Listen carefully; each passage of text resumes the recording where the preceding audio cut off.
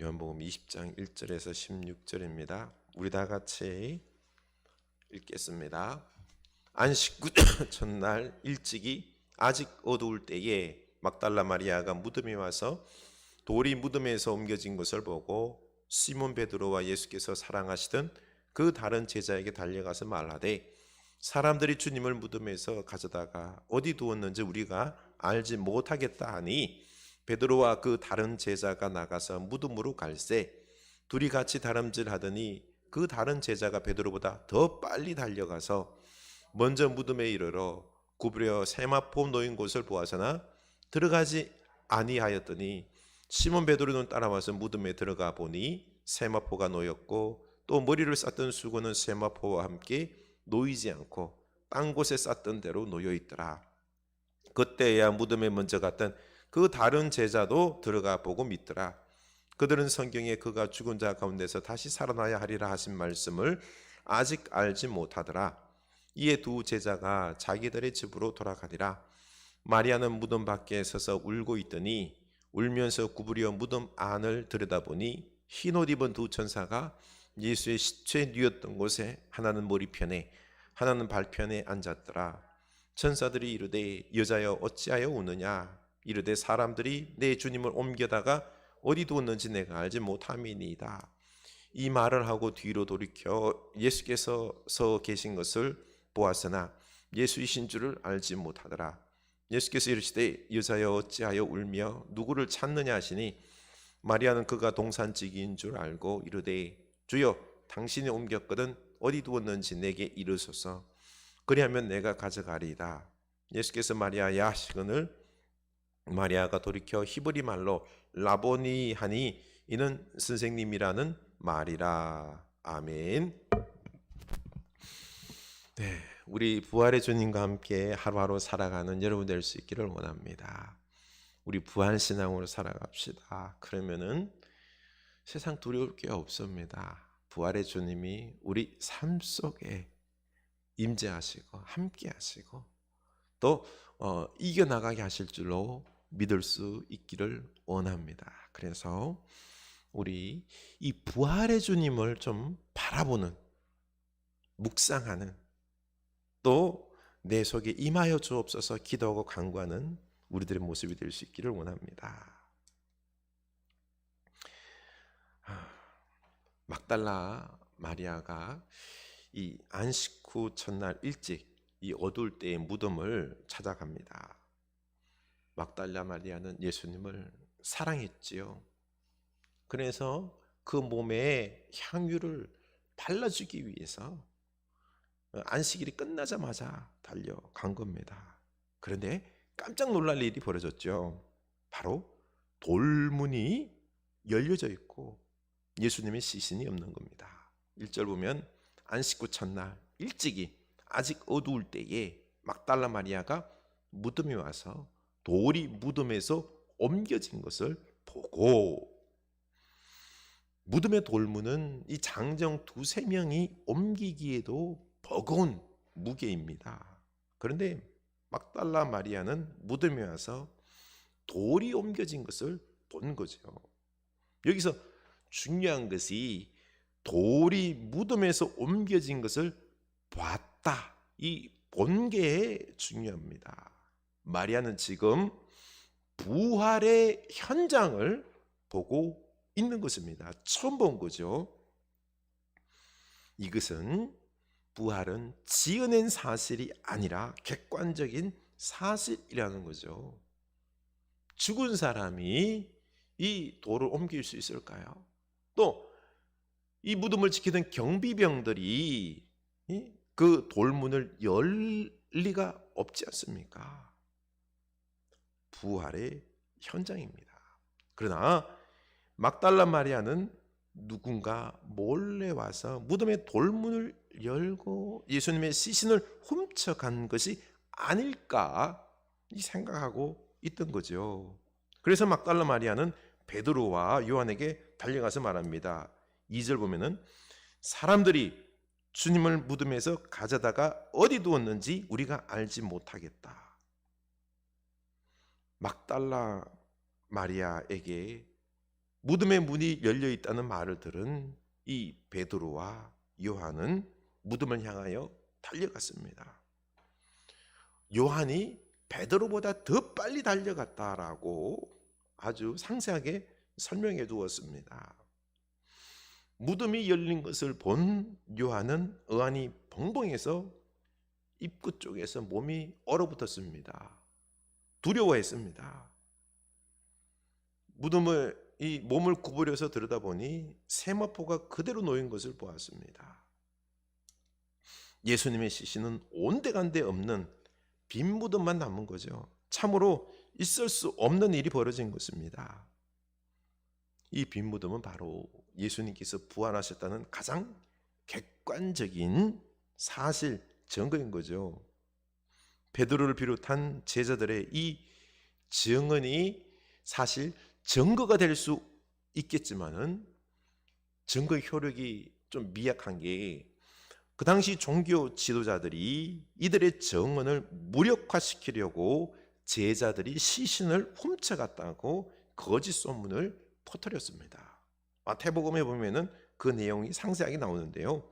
마태복음 27장 62절 대제사장들과 바리새인들이 함께 빌라도에게 모여 이르되 주여 저 속이던 자가 살아있을 때에 말하되 내가 사흘 후에 다시 살아나리라 한 것을 우리가 기억하노니 그러므로 명령하여 그 무덤을 사흘까지 굳게 지키게 하소서. 그의 제자들이 와서 시체를 도둑질하여 가고 백성에게 말하되 그가 죽은 자 가운데서 살아났다 하면 후에 속임이 전보다 더 클까 하나이다 하니 이 종교 지도자들이 얼마나 치밀합니까? 예수님께서 내가 사흘 후에 다시 살아나리라 한 말을 기억해요. 그리고는 빌라도에게 병사를 세워서 예수님의 무덤을 사흘까지 굳게 지켜달라고 요청합니다. 행여 제자들이 이 시신을 도둑질해 가고는 백성들에게 부활했다라고 속일 수 있으니까 꼭 지켜달라고 말합니다. 그래서 빌라도는 경비병을 두고 그 돌까지 임봉을 합니다. 이 옮긴 게 표시가 나게 못하도록 이 임봉까지 해놓은 거죠. 철저하게 대비책을 세웠습니다. 그런데 28장 2절에 보면은 큰 지진이 나며 주의 천사가 하늘로부터 내려와 돌을 굴려내고 그 위에 앉았는데 큰 지진이 나서 천사가 하늘로부터 내려와서 돌을 굴려냈습니다. 지키던 경비병들이 그걸 보고 무서워 떨며 죽은 자 같이 되었다고 했습니다. 이 경비병들이 부활의 이 상황을 목격한 거죠. 그렇죠? 11절 여자들이 갈 때 경비병 중 몇이 성에 들어가 모든 된 일을 대제사장들에게 알리니 그들이 장로들과 함께 모여 의논하고 군인들에게 돈을 많이 주며 이르되 너희는 말하기를 그의 제자들이 밤에 와서 우리가 잘 때에 그를 도둑질하여 갔다 하라. 만일 이 말이 총독에게 들리면 우리가 권하여 너희로 근심하지 않게 하리라 하니 군인들이 돈을 받고 가르친 대로 하였으니 이 말이 오늘날까지 유대인 가운데 두루 퍼지니라. 이 경비병들이 부활의 광경을 목격했습니다. 얼마나 놀랐는지. 시신이 없어졌잖아요. 그렇죠? 그러니 이 대제사장이 달려갔습니다. 그러자 대제사장은 군인들에게 많은 돈을 주고는 제자들이 밤에 와서 도둑질하여 갔다라고 거짓말을 퍼뜨리라고 일러줍니다. 부탁을 합니다. 그런데 이 거짓말이 얼마나 엉성한지요. 자는 중에 제자들이 훔쳐갔다. 자고 있는데 누가 훔쳐갔는지 어떻게 합니까? 이렇게 엉성한 거짓말을 하는 것입니다. 그리고는 또 협박을 합니다. 총독이 시신이 없어졌다는 소식을 듣고 너희들을 문책할 수 있으니 내가 총독에게 말을 잘해서 너희들이 피해를 당하지 않도록 할 것이니 너희들은 제자들이 훔쳐갔다라고 거짓말을 꼭 해야 된다. 이거는요 반협박입니다. 그렇죠? 듣지 않으면은 이 총독에게 니들이 잤다라고 이야기할 거다. 이렇게 협박하며 거짓말로 짰습니다. 그러고 보니 경비병도 대제사장도 종교 지도자들도 예수님께서 부활하신 것을 알았습니다. 빈 무덤은 바로 이 세상을 향하여서 예수님께서 부활하셨다라고 하는 이 객관적인 증거의 역할을 한다는 거죠. 그러나 사람들은 거짓말을 하고 회유와 협박을 하면서 믿지를 않는 것입니다. 성경은 또 그 어느 누구도 훔쳐가지 않았음을 증명하기 위해서 예수님의 시신을 쌌던 세마포와 머리를 쌌던 수건에 대해서 아주 세밀하게 증언을 합니다. 6절 봅시다. 시몬 베드로는 따라와서 무덤에 들어가 보니 세마포가 놓였고 또 머리를 쌌던 수건은 세마포와 함께 놓이지 않고 딴 곳에 쌌던 대로 놓여 있더라. 당시 이 시체를 염할 때는요 세마포로 전체를 감싸고는 그리고는 머리를 또 쌉니다. 그리고 다른 세마포로는 팔목과 발목을 이렇게 묶습니다. 그리고 얼굴은 수건으로 덮어 두는 거죠. 오늘 말씀 보면은 쌌던 대로 놓여 있더라고 했습니다. 다시 말해서 이 세마포가 시신을 쌌던 그대로 보십시오. 시신을 쌌던 그대로 놓였다라는 거죠. 다시 말해서 이 예수님께서 부활하신 예수님께서 그 몸만 쏙 빠져나온 거예요. 이 우리 육체가 빠져나온 게 아니라 이 시공간을 초월하는 이 예수님의 부활하신 몸이 그냥 쏙 빠져나오고 그를 감쌌던 세마포와 천들은 그대로 놓여 있는 거죠. 그대로. 이렇게 부활의 신비에 대해서 이 객관적인 이 세마포의 모습을 상세히 설명하면서 증언하고 있는 것입니다. 만약 누군가가 예수님을 시신을 훔쳐갔다면 어떡할까요? 훔쳐갈 때 이 세마포 싼 그대로 훔쳐가든지, 그렇죠?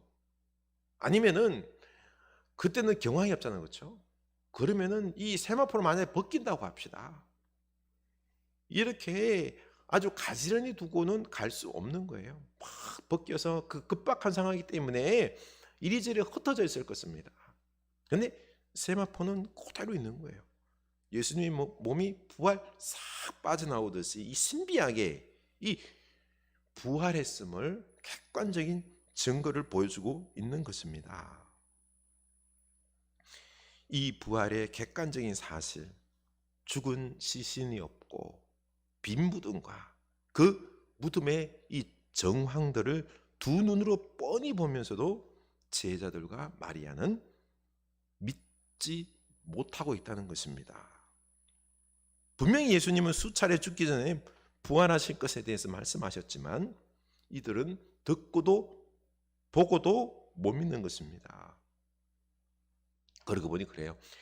부활이라는 것이 우리는 객관적인 증거를 보면은 이런 빈 무덤을 보면은 예수님 시신이 없어졌다는 걸 보면 믿을 수 있을 것 같은데 아닙니다.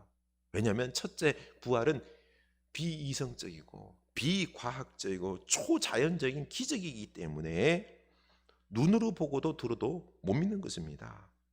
우리는 이렇게 내 생각의 틀과 어떤 범주를 벗어나는 이런 초자연 기적적인 것들은 믿으려 하지 않는다라는 것입니다. 어리석은 거죠. 제자들만 그런 게 아니죠, 그렇죠? 대제사장들과 종교 지도자들, 그 부활의 상황을 직접 목격한 경비병들, 오늘날 수많은 사람들, 이 성경에 객관적인 자료들이 이렇게 써여져 있지만은요, 믿지를 않습니다. 그런데 부활하신 예수님께서 무덤에 이 막아놨던 돌을 치워야만 나올 수 있었을까요? 아닙니다. 세마포에서도 예수님께서 부활하신 몸으로 쏙 빠져나왔잖아요. 예수님은 시공을 초월하기 때문에 이 부활한 이 무덤의 돌문을 열지 않고도 쏙 빠져나올 수 있습니다. 그럼에도 불구하고 이 예수님께서는 이 무덤의 돌을 열어 제쳤습니다. 이 말은 뭔가 아니요, 열려진 무덤을 통해서, 빈 무덤을 통해서 이 부활이 역사적인 사실임을 보여주기 위함인 거죠. 예수님은 역사 속에 살아계셨고, 그리고 죽음과 부활까지 모든 사람들에게 확인할 수 있도록 열려져 있었던 것입니다. 예수님의 죽음과 부활까지 모든 사람들에게 공개된 역사적인 사실인 거죠. 믿음이라는 것은 이렇게 역사적인 사실을 기초로 해서 시작한다는 것입니다. 믿음은 인간의 어떤 이성을 초월하고 지식과 경험, 이 과학적인 것을 초월하는 것, 신비의 영역이 있는 것은 사실이지만, 그렇지만 이것은 사실에 기초해야 하는 거죠. 사실이 없는 속에서 이런 초과학적이고 신비적인 영역만 있어서는 되는 것 아니라는 거죠. 이렇게 예수님의 부활은 사실에 기초한 것을 드러내기 위해서 이런 빈무덤과 이런 역사적 객관적 사실들을 보여주고 있는 것입니다. 이런 객관적인 역사적 사실로 주님이 부활이 드러났음에도 불구하고 제자들과 마리아 그리고 또한 여러 사람들이 믿지 않습니다. 그러면 믿음은 어떻게 생겨나는 것일까요? 주님께서 우리에게 나타나실 때 생기는 것을 볼 수 있습니다.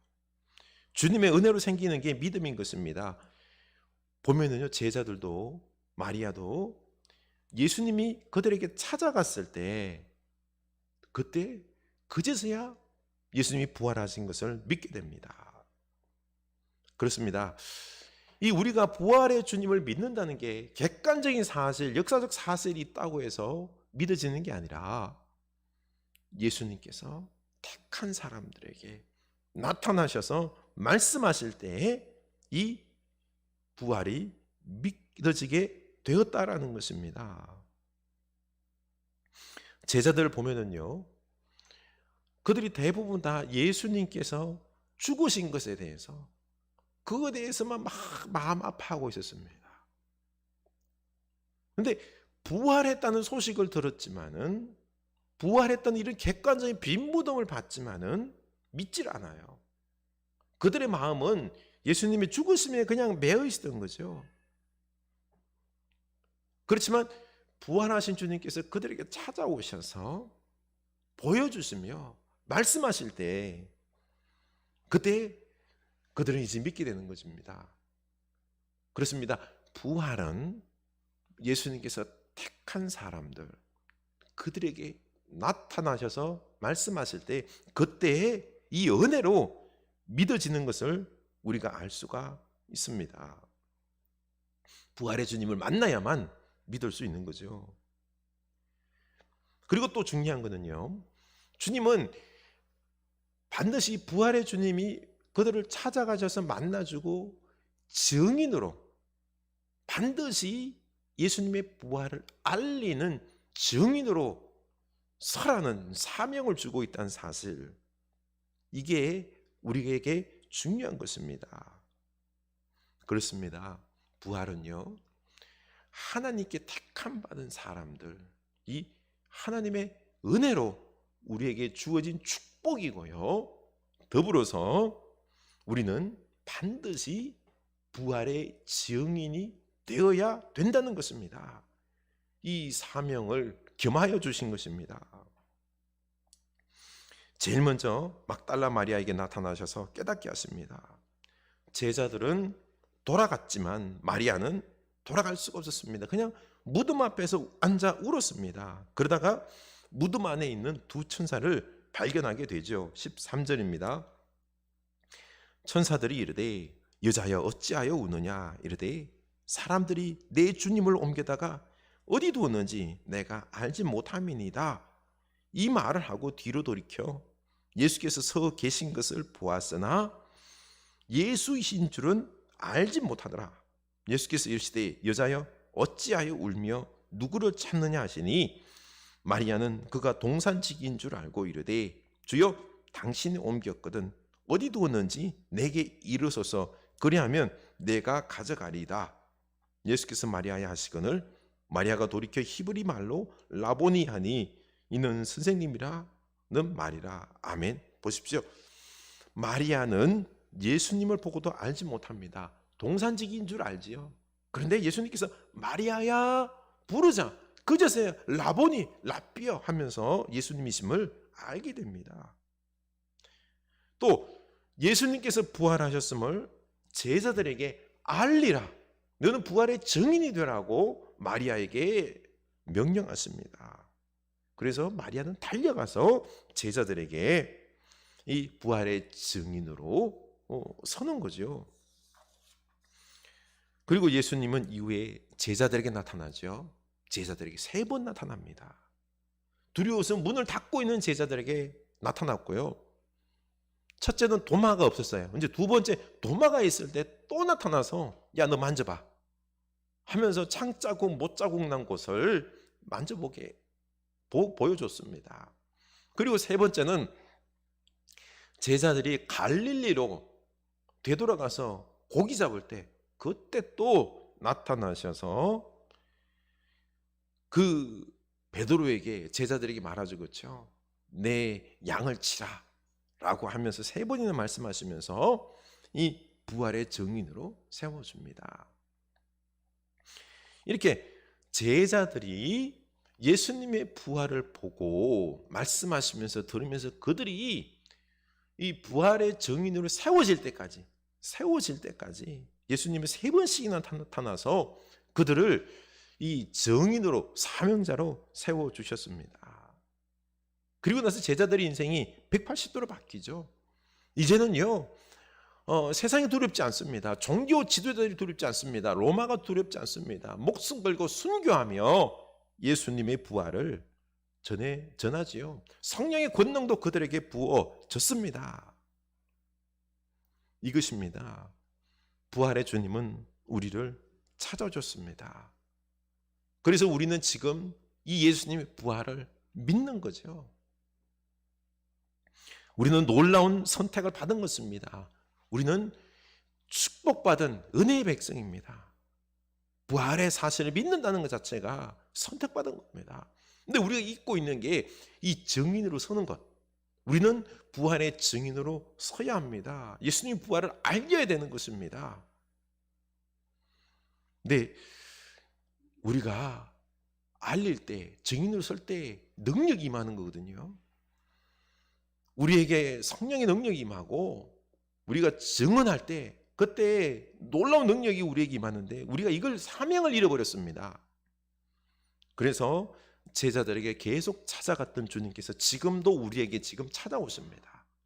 부활의 주님이 찾아오셔서 부활의 증인으로 다시 우리를 계속 세우고 있는 것입니다. 우리가 이 증인으로 살아갈 때 인생이 달라집니다. 성령의 권능이 부어집니다. 그리고 또한 우리 가정과 우리 교회가 능력들이 나타날 것입니다. 우리 부활의 주님은 계속 우리를 찾아올 것입니다. 그래서 우리 이제 이 부활의 주님 바라볼 수 있기를 원합니다. 내 안에 어떤 죄책감과 열등의식에 그게 사로잡혀 있지 말고 부활의 소망과 능력을 바라보며 이 예수님과의 만남을 통하여서 예수님 말씀을 우리가 들음으로 사명자로 증인으로 서려고 오늘 결단했으면 좋겠습니다. 예수님은 귀신 들린 이 정신이 온전하지 못했던 이 막달라 마리아 제일 먼저 나타나셔서 부활에 대해서 알려주셨습니다. 부활의 첫 증인이 된 거죠. 그런데 안타까운 게 그 당시에는 여자는 증인으로서의 효력이 없어요. 법정에서. 또 이 막달라 마리아는 귀신 들렸던 더러운 여인, 더 효력이 없는 겁니다. 옛날에 정신이 온전하지 못했지요. 그럼에도 불구하고 중요한 게 아닙니다. 부활의 주님은 마리아를 제일 먼저 만나 주셨습니다. 그리고 그를 증인으로 세워 주셨습니다. 이때 그의 인생이 달라졌지요. 그렇습니다.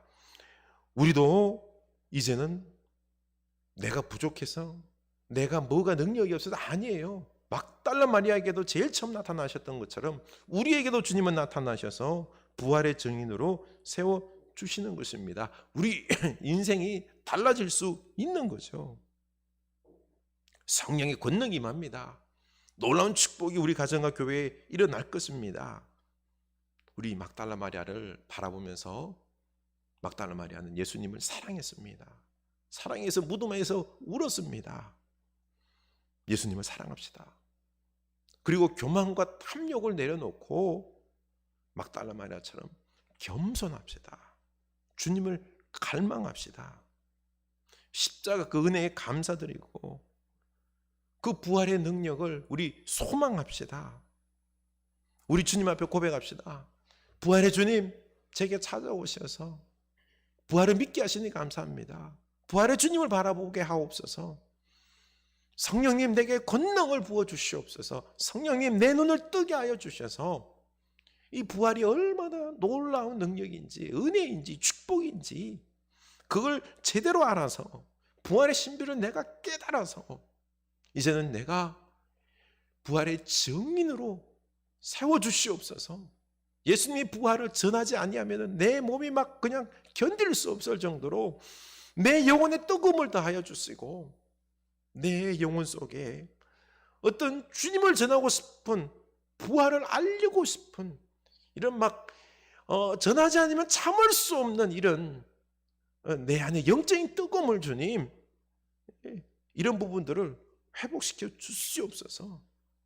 기도하고 우리 오늘 결단합시다. 주님, 제가 부활의 증인으로 서겠습니다. 이때 우리에게 놀라운 역사가 임할 줄로 믿습니다. 우리 찬양합시다. 주님께 영광, 다시 사신 주, 사망 권세 모두 이기시었네. 흰 옷 입은 천사 돌을 옮겼고 누우셨던 곳은 비어 있었네. 주님께 영광, 다시 사신 주, 사망 권세 모두 이기시었네. 부활의 주님 나타나시사 두려움과 의심 물리치셨네. 주의 교회 기뻐 찬송하여라. 다시 사신 주님 죽음 이겼네. 주님께 영광, 다시 사신 주, 사망 권세 모두 이기시었네. 생명의 임금, 영광의 주님, 주님 없는 삶은 헛될 뿐이라. 주의 사랑으로 세상 이기고 요단 건너 본향 가게 하소서. 주님께 영광, 다시 사신 주, 사망 권세 모두 이기시었네. 사망 권세 모두 이기시었네. 아멘. 우리 기도합시다. 우리 부활의 주님 사망 권세 이기셨습니다. 빈 무덤, 또 세마포에 가지런히 놓여있는 이런 부분들, 이 주님이 부활하셨다는 객관적인 사실입니다. 역사적인 사실입니다. 그러나 이것으로 우리가 믿음이 생기지 않습니다. 주님께서 찾아오심으로 우리는 이 주님의 부활을 믿었습니다. 마리아에게, 제자들에게 찾아오셔서 주님 부활을 알리셨습니다. 그리고 정인으로 세우셨습니다. 우리가 정인으로 설 때, 전할 때에 그때 놀라운 능력이 임합니다. 성령의 권능이 부어집니다. 우리에게 지금 능력이 부족한 이유가 무엇입니까? 정인으로 서지 않기 때문에 그렇습니다. 오늘 결단합시다. 주님께서 우리에게 찾아오셔서 부활하셨음을 알려주셨습니다. 그렇기 때문에 믿는 것입니다. 주님은 지금도 찾아오셔서 믿고 부활의 신비를 깨닫고 부활의 능력을 알고 죽음을 이긴 이 부활의 권세의 능력을 제대로 알고 부활의 주님을 증거하라고 알리라고 부활의 권능으로 능력으로 살라고 우리에게 말씀하십니다. 주여, 이제 제가 부활의 증인으로 살겠습니다. 성령님, 제게 이 부활의 신비를 깨닫게 하시고 권능을 부어 주시옵소서. 다 같이 기도합시다. 하나님 아버지, 이 부활의 주님을 찬양합니다. 내게 찾아오셔서 이 부활의 신비를 깨닫게 하시고 부활의 주님을 믿게 하시고 이제는 부활의 사명자를 세워주시니 감사합니다. 성령님, 우리에게 임하셔서 권능을 부어주시옵소서. 성령님, 이 부활의 신비와 이 죽음을 이긴 이 권세, 부활의 온전한 능력이 얼마나 위대한지를 우리로 깨닫게 하여 주시옵소서. 죽음을 이긴 이 권세, 부활이 있으므로 우리가 두려워할 게 없습니다. 부활의 주님이 모든 것을 해결해 주십니다. 이기게 하십니다. 우리 세상 모든 것 두려워하지 않게 하여 주시고 세상을 이기며 나아가는 우리들 되게 하여 주시옵소서. 무엇을 두려워하리까? 죽음을 두려워하리까? 아픔을 두려워하리까? 고난을 두려워하리까? 이 세상의 모든 문제들 두려워할 이유가 없나이다. 주여, 우리를 두려워하지 않게 하여 주시고 이제는 이 부활의 주님과 함께 부활의 권능을 가지고 이 세상 살아가게 하여 주시옵소서. 먼저 부활의 주님을 우리가 알림으로 증거함으로 성령의 은혜가 부어짐을, 성령의 권능이 부어짐을 우리 입술을 통하여 우리의 삶의 모습을 통하여 권능이 나타남을 우리로 체험할 수 있게 하여 주시옵소서. 하나님, 이제는 우리는 연약한 자로 살아가는 것이 아니라 주님, 부활의 주님을 바라보며 나아가는 저희들 다 되게 하여 주시옵소서. 부활의 증인으로 삼아 주시옵소서. 우리 한 번 더 기도합시다. 교회를 위해서 기도합시다. 우리 교회가 십자가 부활 위에 세워지는 교회 되게 하여 주시옵소서. 세상의 이 고난과 아픔들을 우리가 다 감당하고 부활의 주님 앞에 기도하며 부활의 주님을 증언하며 그리고 또한 우리가 주님 앞에 중보하고 이 세상을 구원하려 나아갈 때에 놀라운 역사가 우리 가정과 교회에게 임할 줄로 믿습니다. 우리 흐르는 교회가 이 부활의 능력으로 나아가는 교회가 될 수 있도록 우리 가정이 교회입니다. 내가 교회입니다. 이 포스트 코로나 이 시대에 이 미래 시대를 준비하는 우리 흐르는 교회 될 수 있도록 우리 자녀손들을 복되게 주님의 거룩한 리더자로 세울 수 있도록 우리 교회가 책임을 감당하게, 사명을 감당하게 하여 주시옵소서. 교회를 위해서 기도했으면 좋겠습니다. 아프고 병들고 우울한 영혼들을 위하여 기도했으면 좋겠습니다. 주여, 역사하여 주시옵소서. 우리 다 같이 기도합시다. 하나님, 우리 흐르는 교회가 11주년을 맞이하면서 주님께서 이곳에 세워주신 은혜 감사합니다. 주님, 교회는 건물이 아니라 우리 자신이 교회입니다. 우리 흐르는 교회에 오는 모든 심령들 주의 몸된 교회로 거룩하게 하옵소서. 주님의 부활의 그 놀라운 능력이 온 성도들에게 임하게 하여 주시옵소서. 십자가 부활의 길을 걸어가게 하여 주시옵소서. 세상의 욕심과 야망과 성공을 위해 살아가는 그 인생길이 아니라 오직 십자가 부활의 그 은혜를 우리가 깨달아서 십자가의 그 삶, 세상을 사랑하고 많은 사람들을 사랑하고 그들을 구원하고 이 고난을 동참하고 주여 우리가 주님의 부활을 또 알리고 우리가 이 고난의 길을 걸어갈 때에 주님께서 반드시 부활의 역사, 권능의 역사를 이루실 줄로 믿습니다. 우리가 날마다 입술로 부활의 주님을 알릴 수 있도록 우리 마음속에 역사하여 주시옵소서. 주님, 우리 흐르는 교회, 가정이 교회입니다. 우리 자신이 성전입니다. 거룩하게 하옵소서.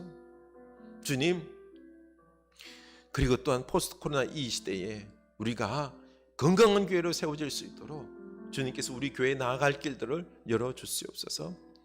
주님, 삶의 어려운 가운데 있는 영혼들이 있습니다. 주여, 그 고난과 어려움을 이길 수 있도록 부활의 주님께서 함께하여 주시옵소서. 병든 영혼들이 있습니다. 주님께서 찾아가셔서 치유하여 주시옵소서. 예수 그리스도 유명하노니 그 모든 질병들은 떠나갈지어다. 그 마음에 우울함을 잡고 있는 모든 악한 영들은, 그리고 또한 열등의식과 우울함의 모든 감정들은 떠나갈지어다. 시험 당하여 고통 가운데 있는 영혼들은 주여 부활의 주님의 찾아오심으로 말미암아 회복되고 다시 주님을 향하여 그 영혼을 드리고 헌신하는 놀라운 영적인 축복이 있을지어다. 주여 우리를 불쌍히 여기소서. 부활의 권능을 우리에게 부어 주시옵소서. 부활의 신비를 깨닫게 하여 주시옵소서. 이제는 부활신앙으로 소망으로 살아가는 놀라운 주의 백성들 다 되게 하여 주시옵소서. 지금은 부활하신 우리 주 예수 그리스도의 은혜와 하나님 아버지의 크신 사랑하심과 성령 하나님의 감화 감동 깨닫게 하심 권능 부으심의 은총이 이제는 부활신앙으로 예수님의 부활의 증언자가 되어서 살아가기로 다짐하는 주의 사는 백성들 머리 위에 지금부터 영원까지 함께 하시길 간절히 축원하옵나이다. 아멘.